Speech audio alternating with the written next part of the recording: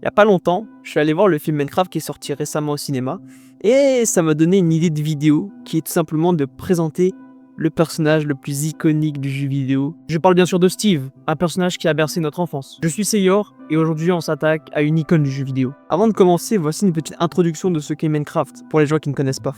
Il n'y a pas de début, pas vraiment de fin. Il y a juste toi et ce monde. Un monde généré en quelques secondes. Un monde qui ne ressemble à rien d'autre. Pas de cinématique, pas de voix off, pas de prologue épique. Juste une étendue de blocs. Et pourtant, ce que tu regardes, c'est un univers complet, vivant, qui t'attend. Minecraft, c'est une contradiction parfaite. Un jeu d'apparence simpliste, des cubes, des pixels grossiers, des bruits minimalistes. Et pourtant, c'est un monde aussi profond qu'un roman infini. Aussi vaste qu'un rêve qu'on n'a pas encore imaginé. Ce n'est pas un jeu qui t'impose un chemin. C'est un jeu qui te donne les outils pour en créer un. Chaque fois que tu rentres dans Minecraft, tu accouches d'un monde. Un monde unique, généré de manière procédurale. Aucune montagne n'est la même, aucun lac ne revient deux fois. Il y a des plaines, des déserts, des forêts, des océans, des chaînes de montagnes vertigineuses, des cavernes cachées sous la terre, et même des portails vers d'autres dimensions. Mais rien de tout ça ne t'est expliqué. Tu n'es pas là pour consommer un récit, tu es là pour en créer un. Tu n'as pas de super pouvoir, pas de double saut, pas de pouvoir divin, juste des mains et le monde. Tu frappes un arbre, il te donne du bois. Tu creuses la terre, tu trouves de la pierre. Tu explores une caverne, tu découvres du fer, de l'or et du diamant. Et peut-être si tu vas assez loin, le vide. Chaque ressource a une logique. Chaque interaction est simple. Mais c'est cette simplicité qui cache une complexité presque infinie. Minecraft ne t'explique rien, mais te permet tout. Tu peux construire une hutte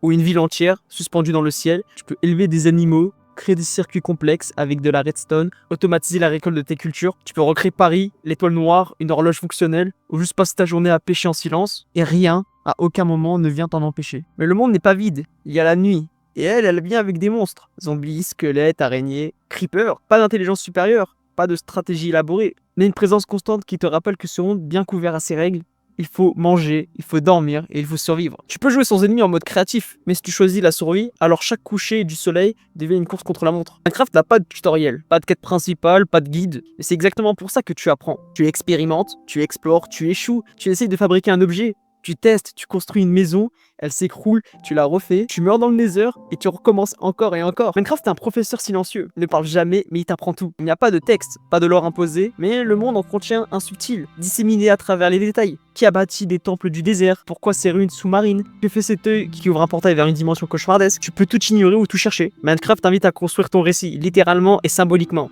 Minecraft c'est pas qu'un jeu, c'est un écosystème. Depuis 2009, des millions de joueurs, de créateurs, de développeurs ont façonné cet univers. Des mods, des packs de textures, des serveurs RPG, des mondes entiers créés à la main, bloc par bloc. Certains y apprennent la logique, les mathématiques, l'architecture. D'autres y trouvent du réconfort. Certains jouent pour fuir, d'autres pour construire. Minecraft n'est jamais vraiment terminé, et c'est pour ça qu'il continue à vivre. On te demande parfois, c'est quoi le but de Minecraft? La réponse elle est simple, il y en a pas. Ou plutôt, il y a autant de buts que de joueurs. C'est un jeu qui te regarde en silence et te dit, qu'est-ce que tu veux faire aujourd'hui? Et c'est à toi de répondre. J'aimerais terminer cette introduction sur le fait que Minecraft ce n'est pas un monde fait de cubes, c'est un monde fait d'attention. Il te montre que même avec des blocs, on peut créer de la beauté, que même dans un monde vide, tu peux trouver du sens, et que même sans scénario, tu peux raconter une histoire. Minecraft n'est pas un jeu que tu termines, c'est un jeu que tu habites. Et tant que tu auras quelque chose à imaginer, ce monde là-bas t'attendra. Minecraft est l'une des raisons de pourquoi je considère le jeu vidéo comme un art, car tout simplement le jeu vidéo ne se limite pas à devenir violent comme le diraient certains médias, ou à perdre son temps, mais aussi à passer des moments uniques, de créer, d'innover, d'imaginer, de suivre des histoires créées par des développeurs.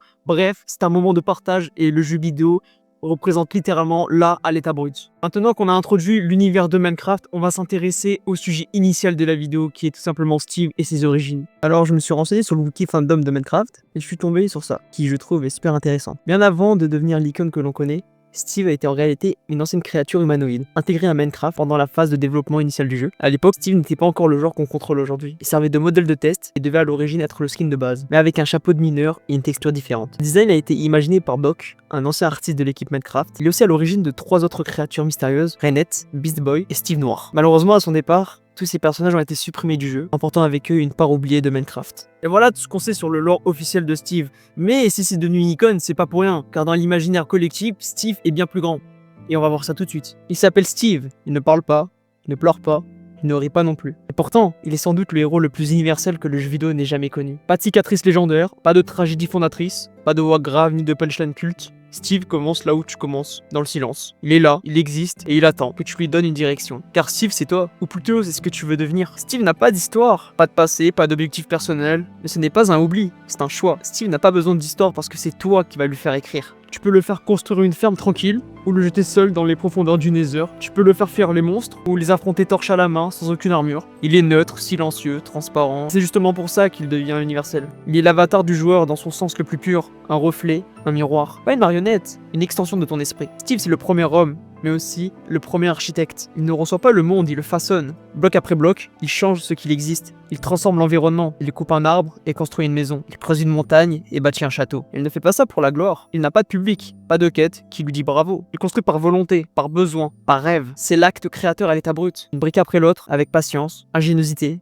et liberté totale. Steve est l'illustration parfaite de ce qu'on appelle l'acte de créer pour soi-même. Dans Minecraft, la nuit tombe. Et quand elle tombe, le monde change. Les créatures sortent, les ombres bougent, la musique s'éteint. Et Steve reste là, avec rien d'autre que ses mains nues. Tu veux parler de courage? Steve, c'est le survivant qui recommence à zéro, 1000 fois sans jamais se plaindre. Il ne recule pas, il s'adapte. Il construit un abri, il mine pour du charbon, il place une torche, il ne dit rien, il agit. Steve, c'est l'exemple du courage discret. Pas celui qui clame haut ses exploits, mais celui qui recommence même après l'échec. Tu as déjà vu un joueur s'arrêter et regarder l'horizon dans Minecraft, ce coucher de soleil sur un océan sans fin? Ce moment inutile et pourtant magique. C'est là que Steve brille, car Steve est un rêveur. Il marche dans un monde vide de sens, mais il est là pour y projeter le sien. Il explore non pas pour gagner, mais pour voir, pour ressentir, pour s'émerveiller devant un lac qui n'a jamais été vu avant. Steve, c'est la figure du voyageur, du poète pixelisé, celui qui ne demande pas qu'est-ce que je dois faire, mais plutôt qu'est-ce que je peux imaginer.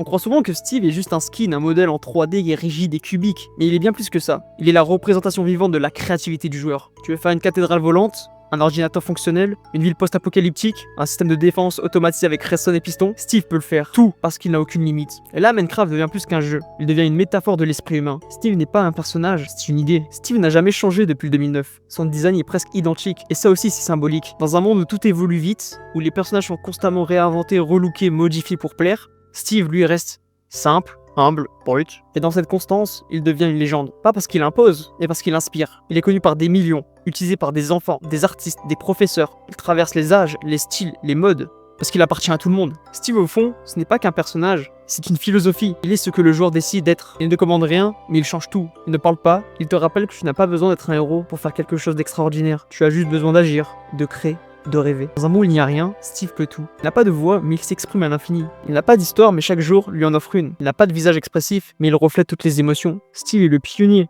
le bâtisseur, l'ombre tranquille qui transforme un désert vide en un monde vivant. Et tant qu'il y aura des blocs, tant qu'il y aura des joueurs qui rêvent, Steve existera. Et n'oubliez pas les gars, le jeu vidéo est un art, et c'est nous qui le faisons vivre.